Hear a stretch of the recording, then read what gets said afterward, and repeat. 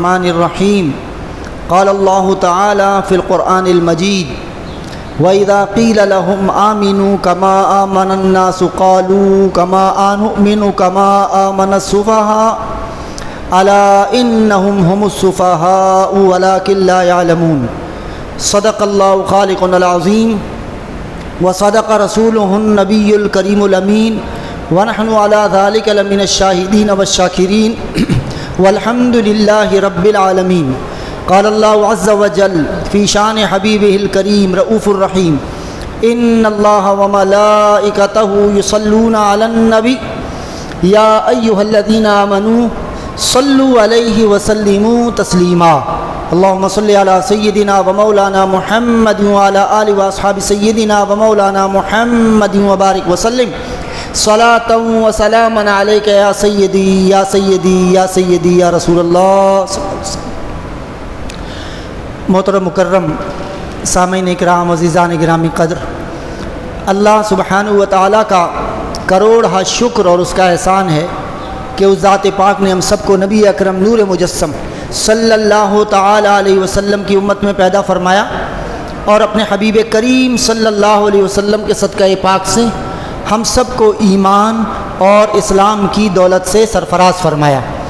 احباب محترم، ہم نے سورہ بقرہ کی آیت نمبر 11 تک گفتگو کی تھی اور اللہ سبحانہ و تعالیٰ نے ان آیات میں یعنی 5 آیتوں کے بعد پھر 2 آیتیں اللہ سبحانہ و تعالیٰ نے کفار کے متعلق ابتدائی 5 آیات مومنین اور متقین کے متعلق اور اس کے بعد 2 کفار کے متعلق اور اس کے بعد کی یہ جو آگے آیت نمبر 20 تک یعنی جو 13 آیات ہیں یہ منافقین کے متعلق اللہ سبحانہ و تعالیٰ نے نازل فرمائیں۔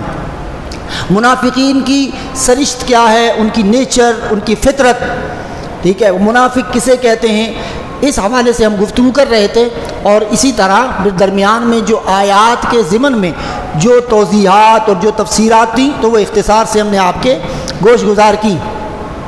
جو اللہ سبحانہ و تعالیٰ نے آیت نمبر 12 میں یہ ارشاد فرمایا تھا جس کی وضاحت ہم نے کی تھی اور اختتام ہم نے اس اعتبار پر کیا، وہ میں عرض کرتا ہوں کہ اللہ تبارک و تعالیٰ نے فرمایا کہ وَإِذَا قِيلَ لَهُمْ لَا تُفْسِدُوا فِي الْأَرْضِ، کہ جب ان کو منافقین کو کہا جاتا ہے کہ زمین پر فساد مت کرو، ٹھیک ہے، لا تفسدوا فی الارض قالوا انما نحن مصلحون، کہ بھئی تم ہمیں فسادی کہہ رہے ہو، اصل تو مصلح قوم، اصلاح کرنے والے تو ہم ہیں۔ تو اس پر ہم نے کہا کہ بعض لوگ یقین کریں دین پڑھے ہوئے نہیں ہوتے اور بنیادی بات اسی لیے ہم نے پھر وہ تبت یدا والی مثال آپ کو سنائی کہ یا تو انسان پہ خود علم دین حاصل کرے، اتنا حاصل کرے کہ وہ مبادیات دین کو اچھی طرح سمجھ لے، اور ہماری حالت اس وقت یہ ہے من جملہ کہ اگر ہم توحید پرست تو ہیں، ہمیں کہا جاتا ہے تو ہم کہتے ہیں موحد ہیں، یعنی ہم موحد ہیں، اللہ کی توحید کے قائل ہیں، اللہ کو ایک مانتے ہیں، تو اگر ہم توحید کی تعریف پوچھ لیں تو کسی کو بھی نہیں آتی، آپ یقین کریں، اور ایک اچھے خاصے پڑھے لکھے، لیکن چونکہ وہ بھی درسیات پڑھے ہوئے تھے، عالم تھے، لیکن اصل میں یہ آج کل جو اسکالر ٹائپ کے لوگ جو ہوتے ہیں نا، انجینئر اور ڈاکٹر، اسکالرز، ٹھیک ہے، تو یہ لوگ فن نہیں جانتے، مبادیات نہیں جانتے، ٹھیک ہے، جس طرح ہم نے عرض کیا کہ اتنا رٹا لگانے کے بعد اتنا سیکھ لیا کہ بھئی مطلب یہ جو یفعلو جو ہے یا یعبدو جو ہے وہ فعل مضارع ہے۔ اب یہ تو کسی نے تو بتا ہی دیا، اب کسی پڑھے لکھے نے کہ بھئی یہ فعل مضارع اسے کہتے ہیں عربی میں جو دونوں زمانے کو گھیرتا ہے، یعنی حال اور استقبال دونوں کے لیے استعمال ہوتا ہے۔ یہ تو عام بات تھی نا، اب اسی لیے فن سیکھا نہیں تو اس نے اٹھا کر مطلب کہ حضرت صدیق اکبر نے کہا کہ ما کان یعبد محمد صلی اللہ تعالیٰ علیہ وسلم، ٹھیک ہے، تو اب اس نے یہ تو کیونکہ بتانے والے نے تو اتنا بتایا کہ یفعلو یا یعبدو یہ فعل مضارع ہے، اور یہ جو ہے حال اور استقبال دونوں کا معنی دیتا ہے. تو اب اس نے بس یہی اتنا پڑھانے کے بعد، انجینئر ہونے کے بعد، اور یہ بتانا کہ بھئی میرے اتنے سبسکرائبر ہیں، اتنے ویوز ہیں، لاکھوں مجھے دیکھتے ہیں سنتے ہیں. او بھائی اللہ کے بندے، وہ بھی تیرے ہی جیسے ہیں. اگر جو سن رہے ہیں ان کو کیا پتا؟ تو بتانے والے نے اس کو یہ تو بتا دیا، لیکن چونکہ فن آتا نہیں، جس نے بھی بتایا وہ بھی اسی کی طرح کا تھا، کورا. تو اس نے یہ نہیں بتایا کہ جب فعل مضارع پر کانا یکون داخل ہوتا ہے تو معنی بدل جاتے ہیں. تو پھر معنی ماضی استمراری کا معنی دیتا ہے، جسے ہم پاسٹ کنٹینیوس کہتے ہیں. تو اب آپ اس سے اندازہ لگائیں. تو یعنی ماضی استمراری کے معنی کو اس نے کہا کہ نہیں. صدیق اکبر نے کہا کہ جو محمد صلی اللہ علیہ وسلم کی عبادت کرتا ہے یا کرے گا، جبکہ یہ معنی ہے ہی نہیں. اب آپ لوگوں کو فرمائیں. تو اسی طرح کسی قادیانی سے وہ تو یہ تو خیر انجینئر اسکالر تو ایسے ہی ہیں، لیکن وہ درسیات پڑھا ہوا تھا. لیکن اگر فن نہ پڑھے آدمی، فن کی چیزیں نہ سمجھے کہ بھئی کیفا کس معنی کے لیے آتا ہے. جب یہ جو ہم نے آپ کو یہ عرض کیا تعریفات، یہ درس نظامی میں پوری کتابیں تعریفات پر پڑھائی جاتی ہیں. اب جیسے میں نے آپ کو کہا کہ یہ کہہ دیا جائے کہ بھئی ہم موحد ہو، توحید پرست ہو، ہاں جی ہم توحید پرست ہیں، ٹھیک ہے. اسی طرح اس قادیانی جب اس مولوی سے کہا کہ ہاں بھئی تم تو مومن ہو نا، مومن ہو، تو اس نے کہا ہاں میں مومن ہوں. تو کہا کہ بھئی ایمان کی تعریف کر کے بتاؤ. تو کہا ایمان کی تعریف یہ اللہ کو ایک ماننا، یہ ایمان کی تعریف کا ہے. ٹھیک ہے. اب دیکھو گر گیا نا بندہ. تو اب وہ بس، لیکن تھا وہ بھی ایسا ہی، وہ بھی چند یعنی آسان چیزیں رٹا کر وہ بھی آیا تھا. لیکن اس کو کوئی گھاگ مولوی بھی ٹکرا گیا، وہ بھی اسی کے ساتھ تھا. اس نے کہا کہ بھئی اس کو چھوڑو، مجھ سے بات کرو. چلو یہ تو تم نے کہا نا اس کو نہیں آ رہا. اب تم یہ بتاؤ کہ تم حیات عیسیٰ پر بات کرنا چاہتے ہو یا نبوت مرزا قادیانی پر، پہلے یہ بتاؤ. اس نے کہا کہ چلو پہلے حیات عیسیٰ پر ہی بات کر لیتے ہیں. تو پھر جو مولانا صاحب تھے اس نے کہا کہ یہ بتائیں کہ یہ جو حیات عیسیٰ ہے یہ عقیدے کا مسئلہ ہے یا فرعی مسئلہ ہے، یعنی فروعی مسئلہ ہے. تو اس نے کہا نہیں یہ فروعی مسئلہ ہے. تو انہوں نے کہا کہ نہیں یہ فروعی مسئلہ نہیں ہے، یہ عقیدے کا مسئلہ ہے. اس نے کہا نہیں فروعی مسئلہ ہے. اس نے کہا نہیں عقیدے کا مسئلہ ہے. یعنی مولانا صاحب جو سنی عالم تھے اس نے کہا کہ یہ عقیدے کا مسئلہ ہے. قادیانی نے کہا کہ یہ فرعی مسئلہ ہے. انہوں نے کہا نہیں یہ عقیدے کا مسئلہ ہے. تو اس نے کہا چلو بھائی عقیدے کا مسئلہ ہے نا، عقیدے کا مسئلہ ہے، تم کہہ رہے ہو تو پھر جو ہے نا مطلب یہ ہے کہ چلو تم بتاؤ پھر عقیدے کے اعتبار سے کیسے ہوتا ہے. تو اس نے کہا تم نے یہ بات مان لی کہ یہ عقیدے کا مسئلہ ہے. تو کہا ہاں مان لی. تو کہا کہ عقیدے کی تعریف کر کے بتاؤ. کہا عقیدہ یہ ایک فکر کو کہتے ہیں، ایک نظریے کو کہتے ہیں، ماننے کو کہتے ہیں. انہوں نے کہا غلط، یہ عقیدے کی تعریف ہے نہیں، کہاں لکھی ہوئی ہے یہ تعریف بھائی. اب وہ کہنے لگا اچھا تم بتاؤ. تو کہا پہلے تو تم یہ قبول کرو کہ تمہیں عقیدے کی تعریف نہیں آتی. اس نے ہاں بھائی مجھے نہیں آتی. تو کہا اس لیے اب جب تجھے تو آئی نہیں رہی تعریف اور مجھے آ رہی ہے، تو اس کا مطلب ہے کہ اب میں جو کہوں گا تو وہی درست ہوگا نا، کیونکہ تجھے تو آ ہی نہیں رہا. اس نے ہاں بھائی جو تو کہے گا وہ صحیح ہے. تو کہا چلو میں یہ بتاتا ہوں، عقیدہ جو ہے یہ قطعی ثبوت اور قطعی دلالہ، یہ نص قطعی سے ثابت ہوتا ہے چونکہ عقیدے کا مسئلہ ہے. تو جو نص قطعی، تو سب سے پہلے ہم قرآن سے اس کو لیتے ہیں، عقیدہ چونکہ قرآن سے لیا جاتا ہے. یہ مولوی صاحب نے کہا. تو انہوں نے کہا اچھا بھائی ٹھیک ہے. تو کہنے لگے دیکھو قرآن مجید نے کہا وما قتلوہ یقینا بل رفعہ اللہ الیہ، یہ سورہ نساء کی آیت ہے 6 سپارے میں. تو کہا کہ یقیناً عیسیٰ علیہ السلام کو قتل نہیں کیا گیا بلکہ اللہ نے ان کو آسمان کی طرف اٹھا لیا، آسمان کی طرف اٹھا لیا. وما قتلوہ یقینا بل رفعہ اللہ الیہ. تو اس نے کہا کہ چلو بھائی، کہنے لگے کہ نہیں وہ تو اللہ تبارک و تعالیٰ نے ان کی روح کو اٹھایا. تو کہا بھائی موت جو آتی ہے اٹھایا جاتا ہے، روح تو کسی کو نظر ہی نہیں آتی، تو روح کو کیسے اٹھا لیا؟ اور روح تو جسم کے اندر سے ہوتی ہے، ٹھیک ہے؟ اور تم یہ بتاؤ کہ اللہ تبارک و تعالیٰ نے فرمایا بل رفعہ اللہ الیہ، اچھا اب یہ بتاؤ کہ یہ بل کون سا ہے؟ پھر بل کی 3 اقسام ہوتی ہیں۔ اب وہ سر کھجانے لگا قادیانی، کہنے لگا یہ جو ہے نا بل اضطرابی ہے، یا یہ جو ہے بل ترقی ہے، بس ایسا ہی کچھ ہے۔ نہیں ایسا ویسا کچھ کیا ہوتا بھائی، اب تم ایک بات کرو نا۔ کہا بل اضطرابی ہے، تو کہا کہ بل اضطرابی ہوتا ہی نہیں ہے، یہ تو بل ترقی ہے۔ بل ترقی کی تعریف بتاؤ۔ کہنے میں نے تو 2 ہی بل پڑھے تھے، تو اس کے خود کے بل نکل گئے۔ پھر کہنے میں نے تو 2 ہی بل پڑھے تھے، یہ جو تم تیسرا بتا رہے ہو۔ تو اس پر آ کر جو ہے نا، تو پھر مولوی صاحب نے کہا کہ بھائی اب اس قادیانی کو لکھواؤ اس سے کہ اس کو کچھ بھی نہیں آتا۔ کہا کہ یہ اردو پڑھا ہوا ہے، فن پڑھا ہوا نہیں ہے۔ تو یہ جو انجینئر، اسکالر، یہ غامدی جیسے لوگ بھی، حالانکہ اس کو لوگ بہت پڑھا لکھا سمجھتے ہیں اور ہے بھی صحیح، لیکن وہ جو ہے اردو پڑھا ہوا ہے، اردو کی کتاب، فن پڑھا ہوا وہ بھی نہیں ہے، اسی لیے بڑی جلدی گھیرے میں آ جاتے ہیں۔ دیکھیں نا، تو اب دیکھو یہ انجینئر نے بھی کہا یا نہیں کہا؟ کہا کہ بھئی قادیانی جو نا اس طریقے کے کافر نہیں ہیں، اس کو سمجھا نہیں گیا۔ اب آپ دیکھیں نا، صرف اسی وجہ سے، جیسے وہ مولوی صاحب بیچارہ گھیرے میں آ گیا، جب اس سے کہا گیا کہ تم توحید کی تعریف، تو اس نے کہا کہ مطلب سوچ کو کہتے ہیں ایک اللہ کو ایک ماننا، یہ تو یہ ہوتا ہے۔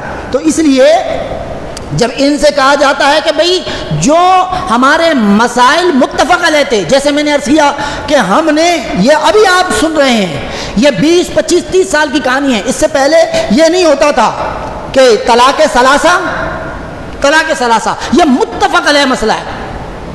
اہل سنت کے 4 فقہاء ہیں، 5واں بھی ملا دیں، فقہ جعفریہ جسے کہتے ہیں، اور میں نے عرض کیا کہ وہ امام جعفر صادق والی، یہ جو خود اپنے آپ کو جعفریہ میں نتھی کرتے ہیں، میں ان کی بات نہیں کر رہا، تو ان میں بھی تمام فقہ جعفریہ میں بھی امام جعفر صادق رضی اللہ تعالیٰ عنہ کے نزدیک بھی 3 طلاقیں 3 ہی ہوتی ہیں، اس میں تفرقہ ڈال دیا گیا۔ تراویح ایک مسلم مسئلہ تھا کہ 20 رکعتیں ہوتی ہیں، سال سے پڑھی جا رہی تھی، یعنی حرمین طیبین اس بات پر گواہ ہیں، بھئی مرکز تو یہی ہے نا۔ وہ بھی جو ہمیں کہتے ہیں کہ میلاد چونکہ وہیں نہیں ہوتا تو لہذا میلاد مت کرو، حرمین میں نہیں ہوتا، تو ہم کہتے ہیں کہ بھائی تو حرمین میں 20 تراویح ہوتی ہو تو تم 20 پڑھ لو، چلو بھئی کسی ایک جگہ تو ٹک جاؤ نا۔ یہ کیا یعنی اس کا مطلب ہے تم اپنے مرضی کی، یعنی جہاں تمہارا دل چاہ رہا ہے 8 پڑھنی ہے تو وہاں تم کہہ رہے ہو کہ بھائی ہم تو حدیث پہ عمل کرنے والے لوگ ہیں، اور میلاد میں کہتے ہیں کہ چونکہ حدیث میں نہیں ہے اور وہاں حرمین میں نہیں ہے تو بھائی حرمین میں تو 20 پڑھتے ہیں۔ اور یہ صرف حرمین کے، یہ مسجد حرام میں مسجد نبوی کی بات نہیں ہو رہی ہے جی، یہ تمام مساجد میں مکہ مکرمہ مدینہ طیبہ میں 20 ہی تراویح پڑھی جاتی ہے جناب علی۔ اب آپ غور فرما رہے ہیں، تو ان سے جب کہا جاتا ہے تو یہ جو، اب میں تو حیران ہوا، کچھ سال پہلے یہ موریشس میں بھی ایک صاحب نے یہی کہا۔ اب دیکھیے مطلب قرات میں، اب ظاہر ہے لوگ تو قرات نہیں سمجھتے نا، تو لیکن مولوی صاحب کو تو سوچ کے فتویٰ جاری کرنا چاہیے۔ تو قاری صاحب جیسے پڑھتے ہیں نا، ابھی نعت خواں نعت پڑھتے ہیں، تو جب اب قوم کی سمجھ میں آئے نہیں آئے، اس نے جیسے نعت خواں نے مطلب گھمایا، گڑ گڑی لگایا بھی کر دیا، تو پھر وہ قوم کہتی ہے سبحان اللہ۔ تو اب آپ کیا کہیں گے؟ وہ یار یہ تو یہ آ پر بھی سبحان اللہ کہہ رہے ہیں، تو لگاؤ فتویٰ۔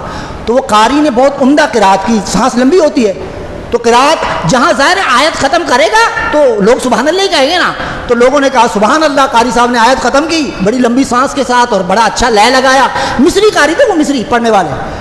تو بعد میں مولوی صاحب نے کہا کہ بھئی یہ لوگوں کو پتہ تو ہوتا نہیں، تو یہ نا قرات پر سبحان اللہ کہنا یہ ناجائز ہے، مت کہو جائز، سبحان اللہ مت کہو۔ بھائی کیوں مت کہو؟ کہنے لگے کبھی وہ عذاب کی آیت بھی پڑھ دیتا ہے اور اس کی بھی آیت بھی پڑھ دیتا ہے۔ ابے اللہ کے بندے، تو وہ سبحان اللہ یہ تھوڑی کہہ رہا ہے کہ جیسے مطلب وہ عوام الناس میں مولانا رجب علی نعیمی صاحب اللہ ان کی مغفرت فرما، ان کے درجات بلند کرے، لالو کھیت میں تقریر کر رہے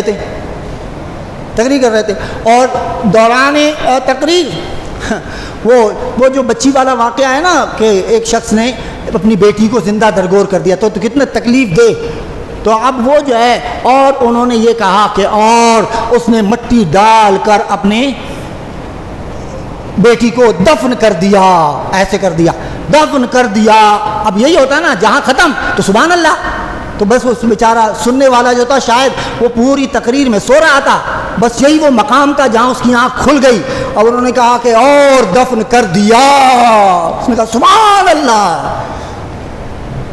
مولانا رجب علی میں سے کہنے لگے کھڑے ہو کھڑے ہو، کیا ہوا، کیا بولا میں نے؟ اب وہ بیچارہ اب کون کھڑا ہوگا؟ تو کسی نے کچھ نہیں کہا۔ تو یہ قوم تو ایسی ہے، اب وہ تو اس بیچارے کو ٹھیک ہے نہیں آ رہا، لیکن وہ تو قاری صاحب کی لے پہ سبحان اللہ کہہ رہا ہے، اس کو کیا پتا کہ عذاب کا ہے یا ثواب کا ہے؟ وہ یہ تھوڑی کہہ رہا ہے کہ اگر اللہ تبارک و تعالیٰ نے بھائی ظالموں کو جہنم میں پھینک دیا تو وہ کہے سبحان اللہ، تو وہ تو ظالم کے جہنم پر ڈالنے پر سبحان اللہ نہیں کہہ رہا، بلکہ وہ یہ کہہ رہا ہے کہ قاری صاحب نے کس عمدہ لے میں پڑھا ہے، یہ ہے۔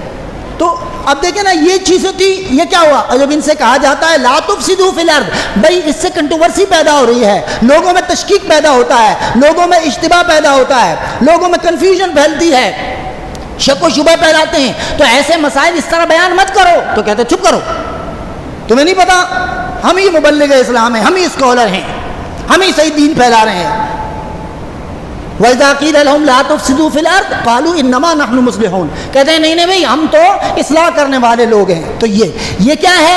یہ منافقانہ سرشت ہے، میں نہیں سننا، نہیں ماننا، میں نہیں مانتا، ورنہ وہی بادشاہ کے بیٹے کی طرح انہوں نے کہا تو منوا لے، میں تو مانتا ہی نہیں، تو نے میری کیا مناظرہ، تو میں ہی جیتوں گا، تو جب جیتے گا جب میں مان کے دوں گا نا، میں نے تو ماننا ہی نہیں ہے۔ تو اب یہ لوگوں کا حال یہ ہے۔ اور دوسری بات اللہ تبارک و تعالیٰ نے ارشاد فرمائی، یہ بڑی پیاری بات ہے، اور میرے عزیز دوستوں یہ کہنا بڑا آسان ہے، یہ صرف مسائل جو ہے نا رسول اکرم صلی اللہ تعالیٰ علیہ وسلم کے میلاد، آپ کی عظمت و شان اور آپ کی جو شان کے حوالے سے جو حضور علیہ الصلوۃ والسلام کی عظمت ہے، جیسے حضور علیہ الصلوۃ والسلام کی شان شفاعت ہے، شان علم غیب ہے، حضور علیہ الصلوۃ والسلام پر درود و سلام پڑھنا ہے، حضور علیہ الصلوۃ والسلام کا حیات ہونا ہے، ان پر ان کو پیٹ میں مروڑ ایسے اٹھتے ہیں کہ بس عجیب و غریب کیفیت ہوتی ہے۔ لیکن دیکھو قرآن کیا کہہ رہا ہے، اب صحابہ کا ایمان کس قسم کا تھا؟ میں تو عرض کرتا ہوں، میں نے بارہا عرض کیا ہے، انہوں نے اپنے خونی رشتے چھوڑے نہیں، اگر خونی رشتے رسول اللہ صلی اللہ علیہ وسلم کے مقابل آ گئے تو انہوں نے ان خونی رشتوں کے گردن اتار دیے، اور قرآن یہ کہہ رہا ہے، اور منافقین کا جواب بھی بتا رہا ہے یہ سرشت کا وَإِذَا قِيلَ لَهُمْ آمِنُوا كَمَا آمَنَ النَّاسِ، اور جب ان منافقوں کو کہا جاتا ہے بھئی یہ جو تم جو ہے نا آدھا تیتر آدھا بٹیر، کبھی ادھر کبھی ادھر ڈولتے رہتے ہو، مذبذبین بین ذالک، جب ان سے کہتے ہیں نہیں دیکھو ایمان تو یہ ہے جو میرے محبوب کے غلام لائے ہیں، جو ابو بکر و عمر عثمان و علی لائے ہیں، جو طلحہ اور جو عبد الرحمن بن عوف لائے ہیں، جو سعید بن زید لائے ہیں، جو بلال حبشی لائے ہیں، جو خبیب بن ہدی لائے ہیں، جو سعید بن عامر لے کر آئے ہیں، بھئی ایمان ان کی طرح لاؤ جن کی زندگیاں عبارت ہیں قربانیوں سے۔ انہوں نے جب رسول اللہ صلی اللہ علیہ وسلم کا کلمہ پڑھا تو برطرز اندیشہ سود و زیاں ہے زندگی، برطرز اندیشہ ہے سود و زیاں ہے زندگی، ہے کبھی جاں اور کبھی تسلیم جاں ہے زندگی۔ تو پھر وہ سود و زیاں سے، یعنی اسی لیے تو انہوں نے کہا نا قالوا انؤمن کما آمن السفہاء، منافقین کہنے لگے کہ ہم ان بے وقوفوں کی طرح ایمان لائیں۔ ان کے یہاں عقل مندی کیا تھی؟ عقل مندی یہ تھی کہ بھائی میرے رشتہ داریاں کن سے ہیں، میرا تعلق کن سے ہے، میں بیٹا کس کا ہوں، میں باپ کس کا ہوں، میری رشتہ داری کس سے ہے، میری دوستی کس سے ہے، اور میرا کاروبار کس طرح چلے گا، کاروبار کس طرح پنپے گا۔ ان کی ساری سوچ اور فکر اس دنیاوی زندگی کے متعلق تھی۔ ورنہ اسی لیے سیرت نگاروں نے لکھا کہ اسی لیے رسول اللہ صلی اللہ تعالیٰ علیہ وسلم نے صدیق اکبر رضی اللہ تعالیٰ عنہ کے ایمان کو تمام مومنین کے ایمان سے افضل، اعلیٰ اور بھاری کیوں قرار دیا؟ اس لیے کہ وہ بہت بڑے تاجر تھے۔ جب وہ ایمان لائے تو ان کو یہ پتا تھا کہ بزنس کا بہت بڑا نقصان ہے، اور میں کسی پر تان نہیں کرتا ہوں، میں تو آپ سے خود عرض کرتا ہوں کہ ہم خود ایک سیلف اکاؤنٹیبلٹی، ایک خود احتسابی سے اپنے کے لیے گزاریں۔ دیکھو جب ہمارا بھی کسی سے لین دین کا معاملہ ہوتا ہے، ہیں؟ بائع اور مشتری کا، خریدنے اور بیچنے والے کا، گاہک اور دکاندار کا ایک تعلق بنتا ہے تو سب سے پہلے ہم کیا پوچھتے ہیں کہ بھئی تو عقیدے کا کیا ہے؟ ہمیں پتہ بھی چل جائے تو تب بھی ہم سر پہ نظر کرتے ہیں، بھائی بھائی اس کا دین اس کے ساتھ، میرا دین میرے ساتھ، مجھے اس سے کیا لینا دینا ہے؟ تو صدیق اکبر نے یہ تو نہیں کہا، ان کو تو پتا تھا کہ جب میں ایمان لاؤں گا تو یہ میرے جتنی دکانداری ہے، میرا کاروبار ہے، میری تجارت ہے، یہ خسارے میں چلا جائے گا، اور یہ جو میرے رشتہ دار ہیں، تعلق والے ہیں، یہ سب مجھے چھوڑ جائیں گے۔ اور ہوا بھی ایسا ہی، لیکن برطرف اندیشہ ہے سود و زیاں زندگی۔ اور اللہ ہمیں یہ کہہ رہا ہے کہ بھئی ایمان تو وہ لاؤ جو صحابہ لائے۔ تو اب لوگ یہ کہتے ہیں کہ بھئی صحابہ اکرام رضوان اللہ تعالی علیہ مجمعین، نہیں، جو قرآن نے یہ کہا آمنو کما آمن الناس، صحابہ جیسے ایمان لاؤ، تو صحابہ اکرام رضوان اللہ تعالی علیہ مجمعین نے تو میلاد نہیں منایا۔ ان کی کام جو ہے نا لے دے کر آ کر وہ میلاد پر ہی ٹوٹتی ہے، جیسے باقی سارے کام جو ہے وہ یہ دین کے مطابق کر رہے ہیں، شریعت کے مطابق کر رہے ہیں، صحابہ کے مطابق کر رہے ہیں۔ سید الشہداء سیدنا امیر حمزہ رضی اللہ تعالی عنہ جب غزوہ احد میں ایک کافر آیا حضور علیہ الصلوۃ والسلام کے مقابلے میں، اور اس کی ماں جو ہے نا وہ عرب گرم ریگستان ہے، وہاں مردوں کی طرح عورتوں کی بھی ختنہ ہوتی ہے، تو حضرت سید الشہداء نے اس کو ایسے سامنے مجمع میں کہا یا مقطعۃ البذور، کہا کہ او عورتوں کے ختنہ کرنے والے کی بیٹے، اب تیری بھی یہ حیثیت ہوگی تو حضور کے مقابلے میں آ رہا ہے۔ اب یہ دیکھو، اب ہمارے یہاں کہتے ہیں دیکھو بھائی یہ کیسی بات کر رہے ہیں، دیکھو ایسی بات نہیں کرنی چاہیے، مولوی صاحب کو یہ ذہن نہیں دیتا، یہ سید الشہداء کہہ رہے ہیں۔ ایسے کئی واقعات اور روایات ہیں۔ اور اب دیکھو یہ جو ہم نے 2 جمعہ پہلے یہ جو بکواس کی ہندوستان کے، ان میں ایک عورت نے اور ایک مرد نے، ان کی نہ کوئی حیثیت، وہ بھی جیسے ایسے ہی تھے، تو یہ گائے کا پیشاب پینے والے ہندو۔ اور میں بڑے ادب سے عرض کرتا ہوں آپ سے، یہ قادیانی جو مرزا قادیانی، اس کو ابھی بھی پال پوس انگلینڈ رہا ہے نا، انگلینڈ پال پوس رہا ہے یا نہیں رہا؟ وہی رہ رہا ہے نا، وہ مسرور کہاں پر ہے؟ وہیں پر ہے۔ اس مسرور کو جو اس کا خلیفہ ہے، موجودہ خلیفہ ہے قادیانیوں کا، اس مسرور کو ناظرہ قرآن پڑھنا بھی نہیں آتا، نیٹ پر موجود ہے، آپ سنیں، پڑھیں، ٹائپ کریں اور لکھیں، ناظرہ قرآن بھی نہیں پڑھ سکتا، ناظرہ۔ اور وہ کہہ رہا ہے کہ میں جو اس مرزا قادیانی کا موجودہ خلیفہ ہوں، یعنی اب جو کچھ ہے میری بیعت کرو، مجھے مانو۔ حالت اس کی یہ ہے، لیکن میں یہ سوال کرتا ہوں اہل پاکستان سے، مسلمانوں سے، کیا اس کی یہ جرت ہے؟ کبھی آپ نے یہ سنا کہ انگلینڈ میں کسی نے یہ دعویٰ کیا ہو کہ جی میں عیسیٰ علیہ السلام ہوں، مجھے مانو؟ بتائیں، آپ پڑھے لکھے لوگ ہیں، ایمانداری سے اپنے دل پر ہاتھ رکھ کر کہیں، کبھی آپ نے سنا امریکہ میں، آپ نے سنا کہ امریکہ میں کسی نے کھڑا ہو کر کہا ہو کہ جی میں عیسیٰ علیہ السلام ہوں، مجھے مانو؟ وہ تو تھے، وہ تو چلے گئے، نبوت چل رہی ہے، مجھے مانو؟ کبھی کہا؟ اسرائیل کے اندر کبھی کسی نے کھڑے ہو کر یہ کہا کہ میں موسیٰ علیہ السلام ہوں یا میں ان کا نائب ہوں، مجھے مانو؟ کبھی کہا؟ چلو یہ تو الہامی مذاہب کے قائل ہیں، یعنی الہامی مذاہب ہے نا، کرسچینٹی اور جیوشزم، یہودیت اور نصرانیت، یہودیت اور عیسائیت، یہ الہامی مذاہب ہیں نا۔ میں عرض کرتا ہوں ہندوستان کے اندر جو اس عورت نے اور جو اس مرد نے جو بکواسات کی، اسی ہندوستان کے اندر کبھی کسی ہندو کو یہ کہتے ہوئے سنا کہ ابھی میں رام چندر ہوں، مجھے مانو، میں رام ہوں؟ کبھی سنا؟ میں کرشنا ہوں؟ کسی عورت نے کہا ہو میں کالی ماتا ہوں؟ کسی نے یہ کہا ہو میں تمہاری دیوی ہوں؟ کہا ہو؟ نہیں کہا۔ یہ تو سادہ تو ہم ہی لوگ ہیں، اور پھر ہمیں نصیحت کی جاتی ہے، نہیں جی چپ کرا کریں، ایسے مت بولیں، اس سے کیا ہوتا ہے، انتشار پھیلے گا اور یوں ہوگا۔ تو یہ تو ایک درد دل ہے، میں آپ کو مطلب یعنی سوچنے کا ایک پیغام دے رہا ہوں، آپ سوچیں، غور فکر کریں۔ اور آپ نے سر ہلا کر تائید بھی فرمائی کہ بھئی آپ نے ایسا نہیں سنا کہ کسی نے عیسیٰ ہونے کا دعویٰ کیا ہو کہ میں عیسیٰ علیہ السلام ہوں، انگلینڈ میں بیٹھ کر، اور اس کو پھر انگلینڈ حکومت نے گود لے لیا ہو، امریکہ حکومت نے گود لے لیا ہو، اسرائیل نے اس کو گود لے لیا ہو۔ ہندوستان نے اس کو گود لے لیا ہو. یہ گستاخوں جو محمد رسول اللہ صلی اللہ علیہ وسلم کے گستاخ ہی ہیں جن کو یہ پالتے ہیں. اور ہمارے والے ہمیں کہتے ہیں کہ نہیں نہیں یہ تو مطلب آپ اپنا کام چلائیں, ٹھیک ہے, رسول اکرم صلی اللہ علیہ وسلم رحمت للعالمین ہیں. تو پھر آپ دروازے کھول رہے ہیں خود بے ادبی کے, گستاخی کے.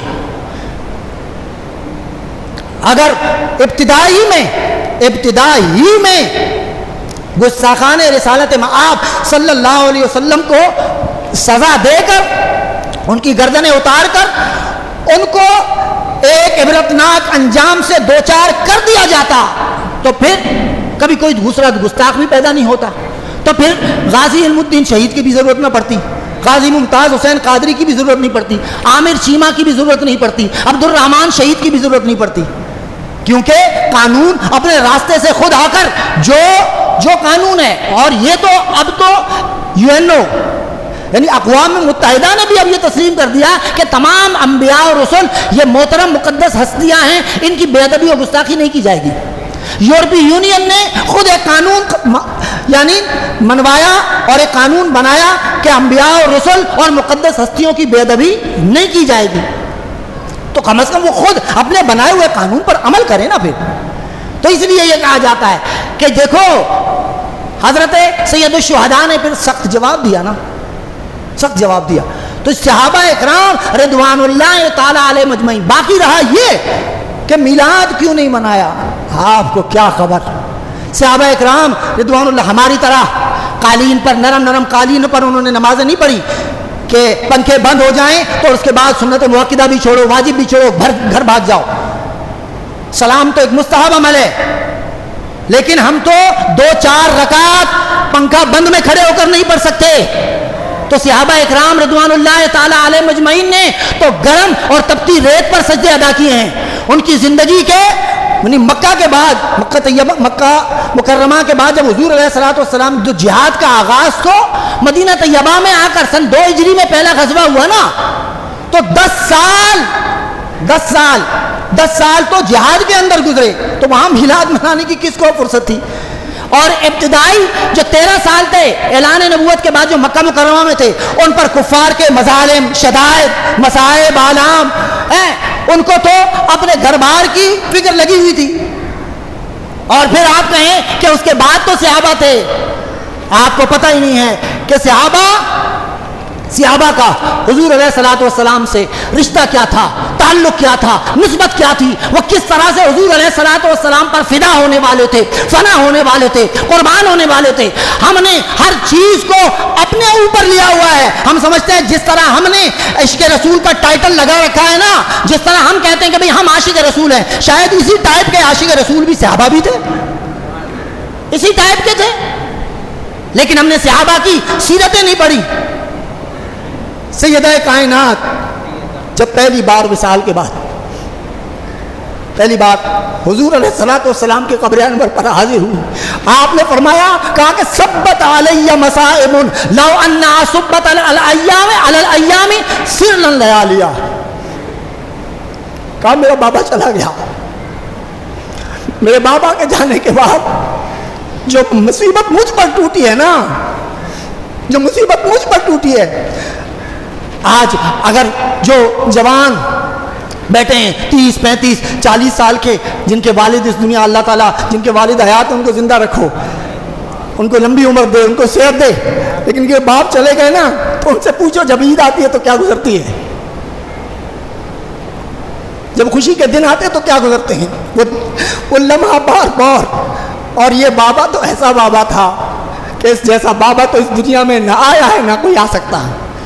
سیدہ کائنات حضور علیہ الصلوۃ والسلام کی قبر پر کہا کہ میرے بابا کے جانے کے بعد جو مصیبت مجھ پر ٹوٹی ہے نا, مجھ پر ٹوٹی ہے, اگر یہ مصیبت دن کی روشنی پر ٹوٹتی, کہا کہ سورج بھی بے نور ہو جاتا اور دن بھی رات میں تبدیل ہو جاتے, دن بھی راتوں میں تبدیل ہو جاتے.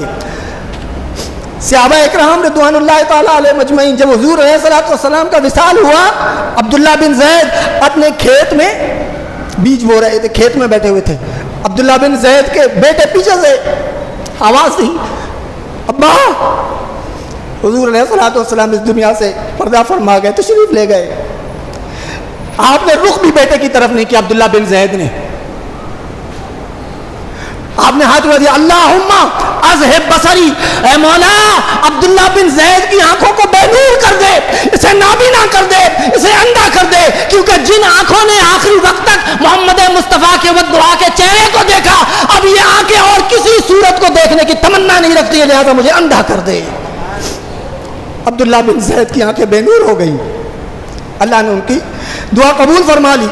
جب حضرت بلال کو سیدنا صدیق اکبر رضی اللہ تعالیٰ عنہ نے کہا، حضور کے وصال کے بعد حلب سے بلا کر شام کے اس شہر سے بلا کر کہا کہ بلال ذرا وہ اذان بلالی تو سناؤ نا، تاکہ حضور کی یاد تازہ ہو. یہ یاد ہم میلاد کیوں کر رہے کہ حضور کی یاد تازہ ہو، حضور کی یاد تازہ ہو. تو کہا کہ وہ اذان سناؤ. تو حضرت بلال نے کہا نہیں. 3 دفعہ انکار کے بعد جب صدیق اکبر رضی اللہ تعالیٰ نے کہا کہ میں یار غار رفیق مزار، میں حضور کا جلیل القدر صحابی خلیفۃ المومنین امیر المسلمین، میں تم سے کہہ رہا ہوں تو تم میری بات نہیں مان رہے. تو آپ نے فرمایا لا اتحمل مقام رسول اللہ صلی اللہ تعالیٰ علیہ وسلم خالیہ. کہا کہ جس میزنا پر کھڑے ہو کر تم مجھے اذان دینے کا کہہ رہے ہو نا، تو میں جب اشہد ان محمد رسول اللہ کرتا تھا تو میں اپنا منہ اور اپنا چہرہ کعبے کی طرف پھیر کر حضور کے چہرے کا دیدار کر لیا کرتا تھا. لیکن اب میں اس بات کا متحمل نہیں ہو سکتا کہ میں اشہد ان محمد رسول اللہ کہوں اور ادھر مڑ کے دیکھوں تو وہ مقام مجھے خالی نظر آئے. یہ تعلق تھا صحابہ اکرام رضوان اللہ تعالی علیہ مجمعین کا. حضرت صدیق اکبر رضی اللہ تعالیٰ عنہ کے متعلق آتا ہے کہ آپ کا جسم تو پگھل پگھل کر کہا کہ حضور علیہ الصلوۃ والسلام کے ہجر میں ما زال جسمہ یجری حتی ماتا کانا سبب موت ابی بکر رضی اللہ تعالیٰ عنہ موت رسول اللہ صلی اللہ تعالیٰ علیہ وسلم. کہا کہ حضور علیہ الصلوۃ والسلام کے وصال کے بعد اس دنیا سے پردہ فرما لینے کے بعد کہا کہ ابو بکر کا جسم ہجر نبی میں گھلتا رہا اور اتنا گھلا کہ پھر وہ موت کا شکار ہو گئے. کہا کہ سبب موت ابو بکر کی موت کا سبب فقط ایک تھا، وہ رسول اللہ صلی اللہ علیہ وسلم کا اس دنیا سے تشریف لے جانا تھا. یہ تھا صحابہ کا ایمان.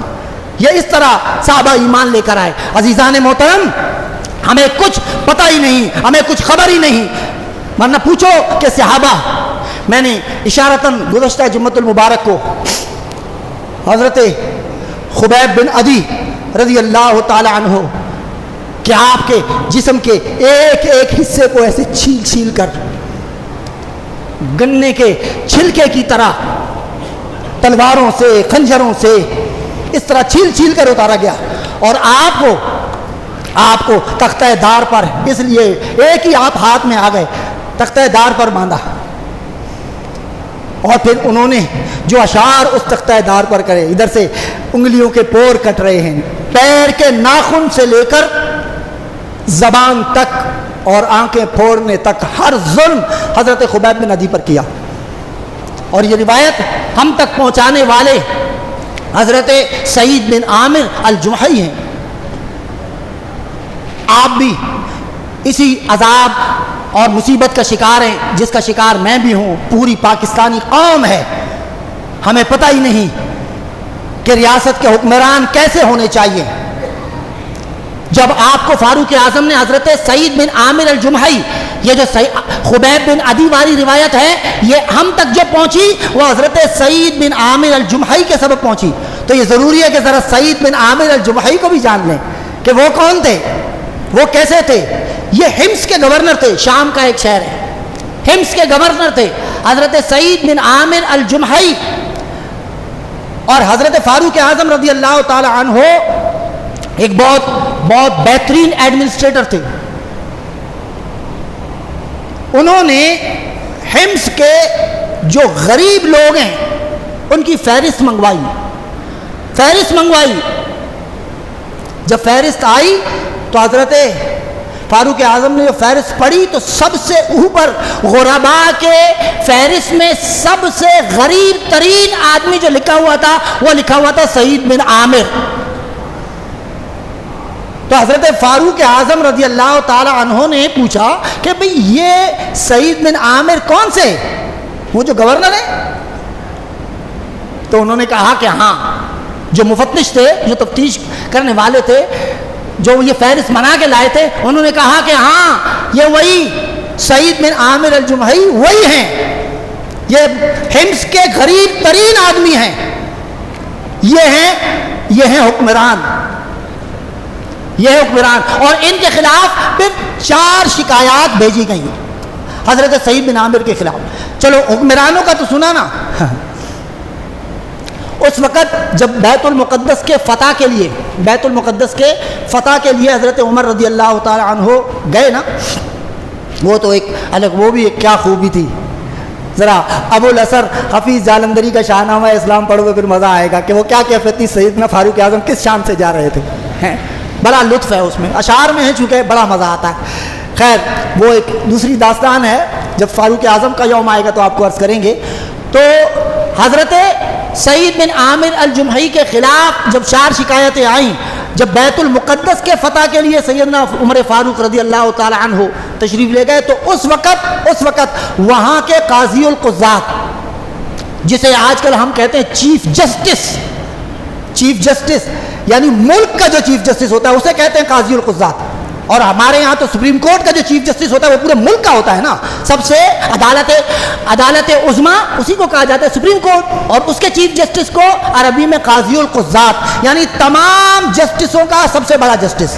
اس وقت حضرت ابو درداء، اور آج بھی ان کے نام سے ایک مسجد وہاں موجود ہے فلسطین کے اندر، جامع مسجد ابو درداء، وہ چیف جسٹس تھے۔ تو حضرت عمر رضی اللہ تعالیٰ عنہ چونکہ خلیفہ تھے، آپ وہاں پہنچے تو انہوں نے کہا میں بڑا سفر کر کے آیا ہوں، ذرا کھانا بنوا دو، کھانا بھی کھا لیتا ہوں، مجھے بھوک لگی ہے۔ یہ حضرت عمر نے کہا، انہوں نے کہا اچھا، اندر گئے، واپس آ کر بیٹھ گئے۔ تھوڑی دیر گزری، حضرت عمر نے کہا بھائی میں نے کہا بھوک لگی ہے، ابو درداء کھانا کہاں ہے؟ کہا ابھی آ رہا ہے۔ پھر تھوڑی دیر گزری، حضرت عمر نے پھر کہا کہ بھائی کب آئے گا یہ وہ تو نہیں ہے جیسے کوئی مہمان آئے پہلے سے سامنے والے کو سمجھایا کہ بھائی چائے لانا اور جلدی آنا، دیکھو، تو اس کا مطلب یہ ہوگا کہ اتنی دیر لگانا کہ یہ اس کا جانا اور پھر تمہارا آنا، اور جب میں کہوں کہ بھائی چائے لے آؤ تو بھی سمجھنا اب لانا ہے، جلدی والا نہیں۔ تو انہوں نے کہا کہ بھائی یہ کون سی کھانا ہے؟ اب آ رہا ہے، ابھی آ رہا ہے۔ کافی دیر گزرنے کے بعد حضرت عمر نے جب سخت بھائی کہا بھائی کھلانا ہے تو کھلائے، مسئلہ کیا ہے، کیوں کھانا نہیں آ رہا؟ تو آپ اندر گئے اور ایک برتن لے کر آئے، اس میں کچھ روٹیاں تھیں اور ساتھ میں پیاز تھا۔ کہا کہ اصل میں یہ 5 دن کی روٹیاں رکھی تھی، سخت زیادہ ہو گئی تھی، میں نے پانی میں ڈال کر ان کو نرم کیا تاکہ آپ کو کھانے میں کوئی مشکل نہ ہو۔ وہ گورنر، یہ چیف جسٹس، جب ہمارے گورنروں کی مراعات، ان کے انسینٹیوز اور ان کے پریویلیجز اتنے ہو کہ ان کے ساتھ لاؤ لشکر ہو، چیف جسٹس ریٹائر بھی ہو جائے تو تا حیات سب کچھ اس کو ملتا رہے، تو پھر حکمران اپنے دہی کے کنڈے بھی ہیلی کاپٹر پر اور جہاز پر منگوائیں ایک شہر سے دوسرے شہر، اور خود 60 لاکھ روپے کی گھڑیاں پہنے، تو وہاں کے تھر کے بچے بھوکے ہی مرا کرتے ہیں۔ وہاں کراچی جیسا میٹروپولیٹن شہر پھر پانی میں ڈوب ہی جایا کرتا ہے، چاہے وہ بارش پہ زیادہ ہو، زیادہ پانی آئے، یا بارش کم ہو یا کم پانی آئے، کراچی کو تو ڈوبنا ہی ہوتا ہے۔ یہ ایک میٹروپولیٹن روشنیوں کا شہر ہے جس کا حال ہم نے یہ کیا۔ اس کی وجہ کیا ہے کہ سعید بن عامر الجمحی جیسے گورنر نہیں رہے، فاروق اعظم جیسے حکمران نہیں رہے، صدیق اکبر جیسے خلیفہ نہیں رہے، عثمان غنی ذو النورین رضی اللہ تعالیٰ عنہ جیسے حاکم نہیں رہے، مولا کائنات حضرت مولا علی شیر خدا رضی اللہ تعالیٰ عنہ جیسا حکمران نہیں رہا، تو پھر یہی ہوگا۔ جنہوں نے وہ عوام سے اٹھے، عوام نہیں رہنا تھا، تو انہیں عوام کے درد کا احساس تھا، تو سعید بن عامر الجمحی کی 4 شکایات آئیں۔ ان 4 شکایات میں ایسی ہے، کہا کہ پہلے یہ فجر کی نماز میں ملتے تھے، فجر کے بعد ملاقات ہوتی تھی، ہماری جو شکایات ہوتی تھی، لیکن اب کئی عرصے سے یہ فجر میں نہیں ملتے، اشراق اور چاشت کا وقت گزر جاتا ہے تو پھر کبھی آ جاتے ہیں۔ دوسری شکایت کی، کہا کہ ہفتے میں یہ ایک دن نہیں ملتے ہم سے، بالکل ملاقات ہی نہیں ہوتی، پہلے ایسے نہیں ہوتا تھا۔ اور تیسرا یہ ہے کہ رات کو یہ نہیں ملتے، صرف دن کو ہی ملاقات کرتے ہیں۔ اور چوتھی یہ کہ ان کو مرگی کے دورے پڑتے ہیں، بے ہوش ہو جاتے ہیں۔ تو حضرت فاروق اعظم رضی اللہ تعالی عنہ نے ان کو طلب کر لیا، حمص کے گورنر حضرت سعید بن عامر الجمحی کو۔ جب یہ شکایات ان کے سامنے رکھی اور حضرت عمر رضی اللہ تعالیٰ عنہ نے کہا کہ بھئی سعید بن عامر یہ شکایات ہے تمہارے خلاف، جواب دو۔ حضرت سعید بن عامر الجمحی رو پڑے، کہا کہ چونکہ شکایات کا جواب دینا مجھ پر بنتا ہے، ورنہ یہ میرے اور میرے رب کے درمیان کے راز تھے، میں اس کو آشکار نہیں کرنا چاہتا تھا۔ پہلی کہ میں فجر کے بعد نہیں ملتا، پہلے اس لیے ملتا تھا کہ میری بیوی صحت مند تھی، سارے گھر کے کام وہ کرتی تھی۔ اب میری بیوی بیمار ہو گئی، اب وہ اٹھ نہیں سکتی، تو زندگی بھر اس نے میری خدمت کی، اب میں بھی تو کچھ حق ادا کروں نا شوہر ہونے کا۔ یہ تو ہماری سوچ ہے نا کہ بھئی غلطی سے کبھی بیوی کے پیر میں زیادہ درد ہوگا، بیوی کے پیر دبا دیے اور اماں نے دیکھ لیا، ہو گیا نا زن مرید، اسی لیے لائی تھی یہ تو میں اپنے چمچا گیری اور اپنی خدمت کے لیے لائی تھی، تو کہاں اس کے پیر دبا رہی ہیں؟ فوراً بیٹے کی مردانی کو تو انہوں نے کہا زندگی بھر تو اب وہ کر نہیں سکتی، اور میرے پاس اتنی پوزیشن نہیں رہی ہے کہ میں کوئی ملازمہ رکھ لوں، خادمہ رکھ لوں، میں تو خود غریب ہوں، تو اس لیے گھر کے جھاڑو پونچھا اور اس کی بھی جو خدمت ہوتی ہے بیوی کی وہ بھی میں خود ہی کر لیتا ہوں، تو ہوتے ہوتے کبھی اشراق اور کبھی چاشت کا وقت ہو جاتا ہے۔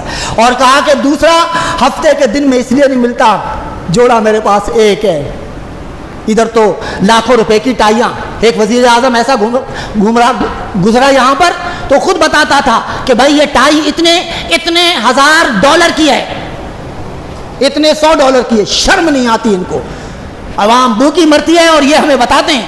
یہ تو وہی ہے کہ سینے پر مونگ ڈلنے والی بات ہے، زخموں پر نمک چھڑکنے والی بات ہے، شرم نام کی چیز ان کے پاس سے گزری نہیں۔ اگر شرم ہوتی تو پھر یہ حکمران بنتے کیا؟ شرم ہے نہیں جبھی تو یہاں آ گئے۔